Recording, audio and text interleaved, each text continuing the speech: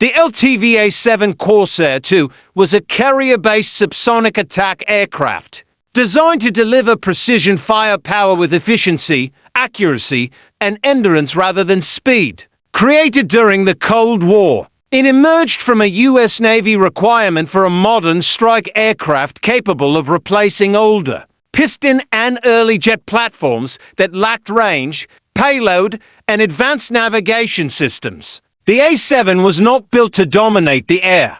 It was built to strike ground targets reliably from aircraft carriers in complex operational environments. In modern air warfare history, the Corsair II represents a decisive shift toward precision attack, cost efficiency, and mission-focused design. 2. Origin and development history. The A-7 Corsair II originated in the United States and was developed by Temkavot, commonly known as LTV. The program began in 1963, following a U.S. Navy requirement for a light attack aircraft to replace the Douglas A for Skyhawk. The Navy sought an aircraft with greater range, heavier payload capacity, and improved accuracy, while still remaining suitable for carrier operations. The first flight of the A-7 prototype took place on the 27th of September 1965. The aircraft entered operational service with the U.S.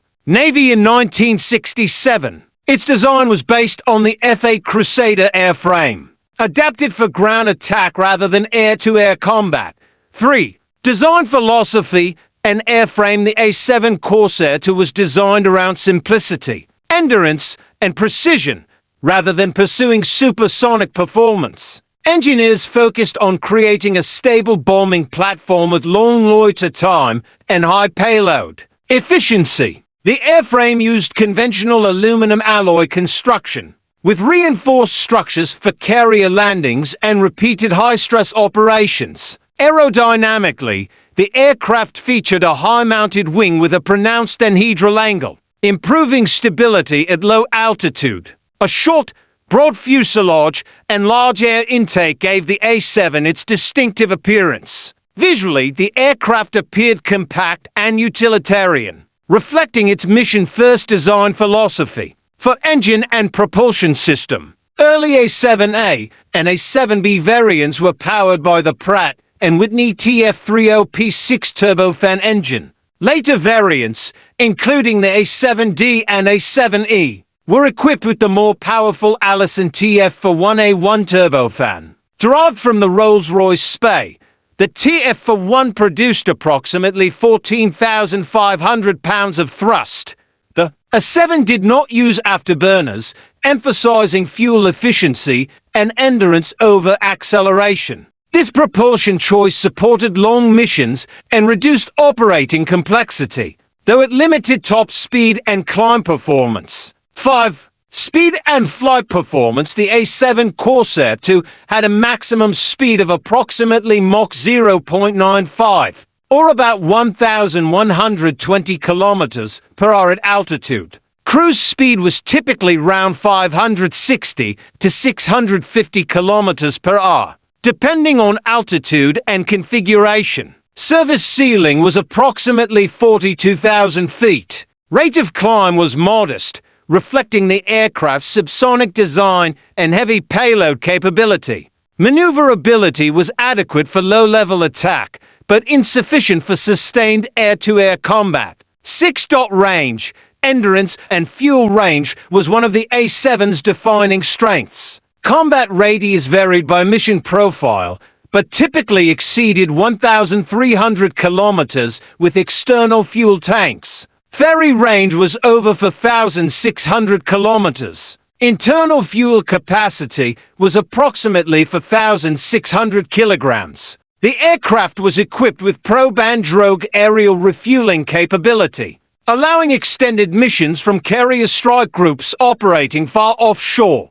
7. Fuel consumption and operating costs. The turbofan engine provided significantly better fuel efficiency than earlier turbojet-powered attack aircraft.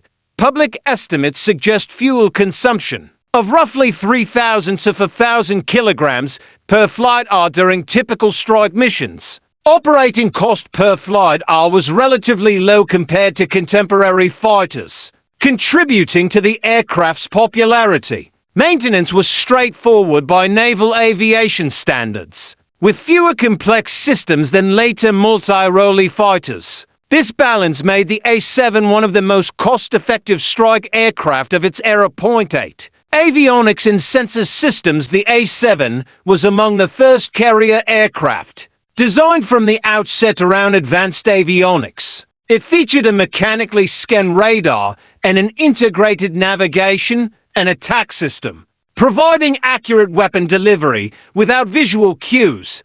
Later variants introduced digital displays, inertial navigation, and compatibility with laser-guided munitions. Electronic warfare systems included radar warning, receivers, and countermeasure dispensers. These systems reduced pilot workload and significantly improved strike accuracy compared to earlier attack aircraft. 9. Weapons and payload. The A-7 Corsair II could carry a maximum external payload of approximately 6,800 kilograms across 6 hardpoints. Weapons included conventional bombs, laser-guided bombs, cluster munitions, and anti-ship missiles. Later variants were capable of employing AGM-65 Maverick missiles and other precision-guided weapons. Air-to-air capability was limited to AIM-9 Sidewinder missiles for self-defense. All weapons were carried externally, with no internal weapon bays. 10. Stealth and survivability. The A-7 Corsair II was not designed with stealth considerations. Its radar cross-section was relatively large, especially when fully loaded with external stores. Survivability relied on low-altitude flight, mission planning, electronic countermeasures, and escort aircraft, while effective in earlier conflicts. This approach became increasingly risky against advanced air defense systems. 11. Real-world service and combat use. The A-7 saw extensive combat service with the U.S. Navy and U.S. Air Force. It was heavily employed during the Vietnam War, where it demonstrated high bombing accuracy and reliability. The aircraft later served in conflicts in the Middle East and participated in NATO operations. Export operators included Greece, Portugal, and Thailand. Pilots consistently praised the aircraft's stability, range, and ease of operation, while noting its limited speed and defensive capability. 12. Cost, production, and global impact. Approximately 1,569 A-7 aircraft were produced across all variants. Unit costs varied by version, but was lower than most contemporary fighters. The program did not involve large multinational partnerships, but had a significant export footprint. The A-7 influenced later strike aircraft designs by demonstrating the value of precision, endurance, and affordability. Its service helped shape modern concepts of cost-effective air power. 13. Strengths and weaknesses. The A-7 Corsair II excelled in range, payload efficiency, and strike accuracy. Its weaknesses included limited speed, modest climb performance, and vulnerability to modern air defenses. As air combat evolved, these limitations became more apparent. The aircraft was never intended to be a fighter, and its design reflects disciplined adherence to mission requirements. 14. Final verdict. The A-7 Corsair II represents a pivotal evolution in strike aircraft design. It proved that effectiveness in air warfare is not defined solely by speed or agility, but by precision, endurance, and reliability. Though retired, its influence remains visible in modern strike doctrine and aircraft development, respected for its discipline and efficiency. The A-7 Corsair II stands as a lasting symbol of mission-focused military aviation.